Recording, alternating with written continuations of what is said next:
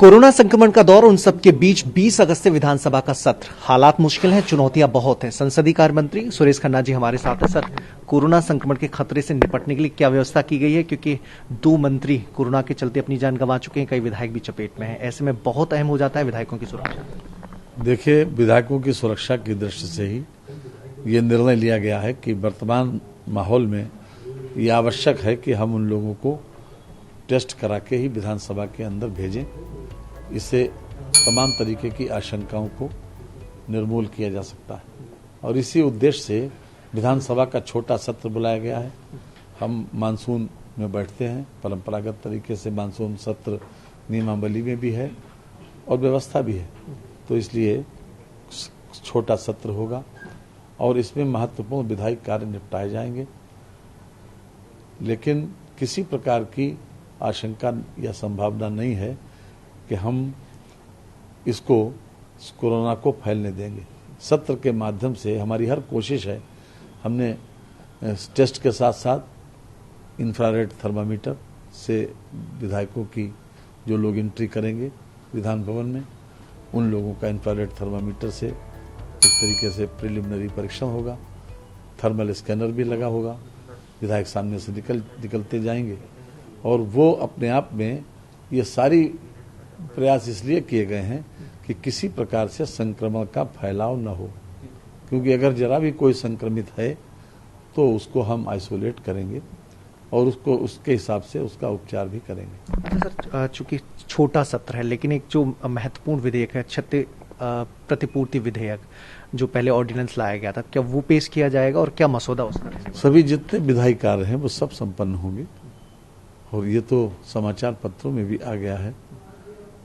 वो इस प्रकार से क्षतिपूर्ति का सब विधायक भी आएगा या जो भी कार्य मंत्रणा समिति तय करती है कब आएगा, कब लिया जाएगा, ये कार्य मंत्रणा समिति का क्षेत्राधिकार है और उसमें ही इस बात की चर्चा होती है। लेकिन सरकार विधायी कार्यों के लिए ही ये सदन बना है और वो विधायी कार्य किया जाएगा। अब यूपी पहला स्टेट भी बनाया जिसने इस तरह का प्राधिकरण भी बनाया जहां पर अपील कर सकते हैं। मेरठ और लखनऊ में उसका दफ्तर भी बनाया गया। उसका मसौदा सर क्या कुछ रहने वाला है और कितना कुछ हेल्पफुल होगा इस तरह की चीजों को रोकने में? आएगा, ये आपके सामने आएगा, ये सामने आएगा, आपके इंतजार करिए। अच्छा सर, दूसरी चीज, नाराजगी बहुत है कई खेमों से, क्योंकि आपके विधायक हैं सुल्तानपुर के, वो कह रहे हैं कि लिस्ट दीजिए कि कौन कौन से ऐसी घटनाएं घटी हैं ब्राह्मणों के खिलाफ। वो विधानसभा में सवाल भी उन्होंने लगाया है। देखिए, हम ये जो है इस प्रकार की चीजों का हम संज्ञान नहीं लेते। आप एक मोटी बात समझ लें कि जिस दिन से योगी जी की सरकार आई है, मोदी जी ने एक सूक्ति दी थी कि सबका साथ सबका विकास, उसी को आधार मानकर ये सरकार काम कर रही है और किसी के साथ कोई डिस्क्रिमिनेशन नहीं है। सभी वर्गों को, सभी जातियों को महत्व दिया जा रहा है और कोई भी इसमें प्रश्न चिन्ह नहीं लगा सकता। लेकिन सर, अब तक तो विपक्ष सवाल खड़ा करता था, लेकिन प्रश्न चिन्ह तो आपके विधायक लगा रहे हैं जो लॉ एंड ऑर्डर पर भी सवाल उठाते हैं। पिछली बार कुछ विधायक नाराज थे तो उस धरने पर भी बैठे थे, तो इस बार कुछ ऐसी तैयारी की है कि नाराजगी दूर की जाए, उनकी जो सवाल उठाए जा रहे हैं? कोई नाराज नहीं है, सिर्फ मीडिया की देन। लेकिन सर, आवाज तो आ रही है, लेटर भेजा जा रहा है। हमको सुनाई नहीं पड़ती।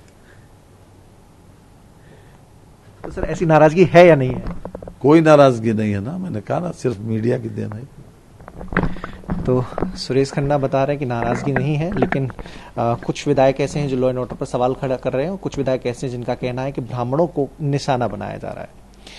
कैमरा शैलेंद्र पाठक के साथ मनीष यादव, TV9 भारतवर्ष, लखनऊ। परवाह देश की, सोमवार से शुक्रवार रात 10 बजे TV9 भारतवर्ष पर।